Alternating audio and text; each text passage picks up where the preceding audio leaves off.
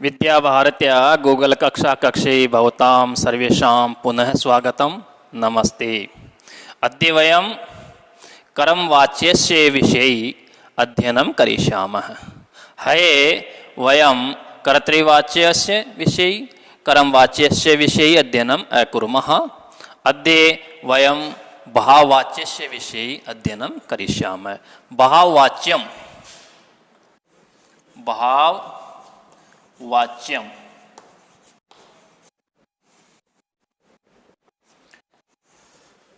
अत्र यहाँ नाम से स्पष्ट हो रहा है कि इसमें केवल भाव होता है, यानी कर्म नहीं होता। भाववाच्य में कर्ता और क्रिया होती है, और जो क्रिया होती है वो अकर्मक होती है, उसमें कर्म नहीं होता है। तो इसका सूत्र इस प्रकार से होगा, कर्ता में तृतीया विभक्ति, कर्ता में तृतीया विभक्ति। जो कर्ता होगा उस कर्ता को यदि अपन को भाववाच्य में बदलना है तो उसमें अपन तृतीया विभक्ति का प्रयोग करेंगे। कर्म इसमें होता नहीं है, क्रिया होती है। अब क्रिया जो है वो आत्मनेपदी धातु में ही चलती है, ये जोड़ करके, और प्रथम पुरुष लट लकार एक वचन में होती है। क्रिया सदैव, क्रिया सदैव प्रथम पुरुष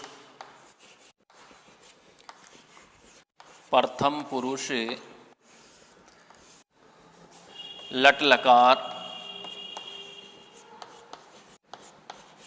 क्रिया सदैव प्रथम पुरुष लट लकार एक वचन में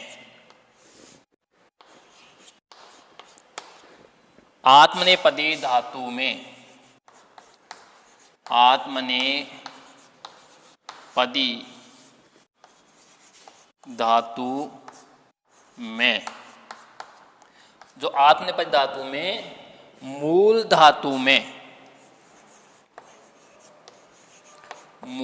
धातु में ये जोड़कर,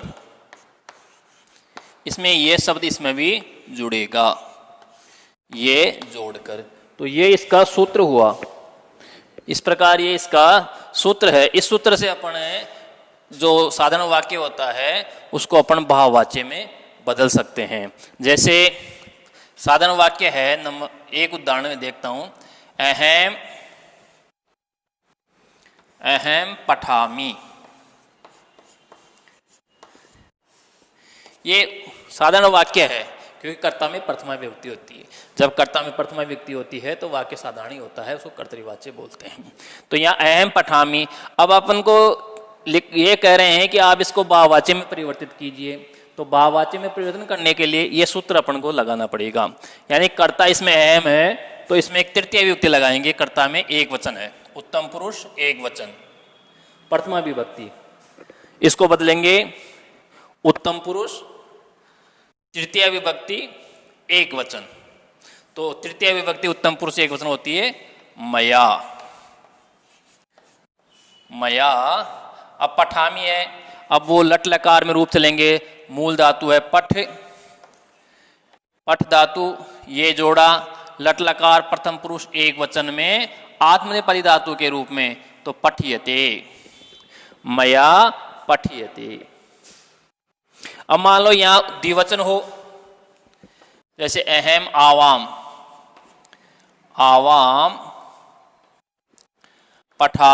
पठावह, ऐसा लिखा हुआ हो, तो अब इसको कैसे परिवर्तित करेंगे? अब ये द्विवचन है, प्रथमा विभक्ति है उत्तम पुरुष की, तो यहां भी उत्तम पुरुष तृतीय विभक्ति द्विवचन, तो मया, उसके बाद में होता है आवाभ्याम, ये हो जाएगा आवाभ्याम। अब ये जो भले ही ये द्विवचन होगा, लेकिन जो पढ़ने की क्रिया होगी वो लट लकार प्रथम पुरुष एक वचन में ही आएगी, पठयति, ये पठयति ही होगा। यानी इस क्रिया पे कोई प्रभाव नहीं पड़ेगा, ये सदैव ही लट लकार प्रथम पुरुष एक वचन में ही रहेगी। तो आवावयम पठ्यते। अब मान लो ये उत्तम पुरुष हो, वयम, वयम पठामः, वयम पठामः। अब इसको आप बहुवचन में बदलिए तो आपको स्मरण आ जाएगा तुरंत कि वयम उत्तम पुरुष का बहुवचन है, उत्तम पुरुष का बहुवचन है और प्रथमा विभक्ति है।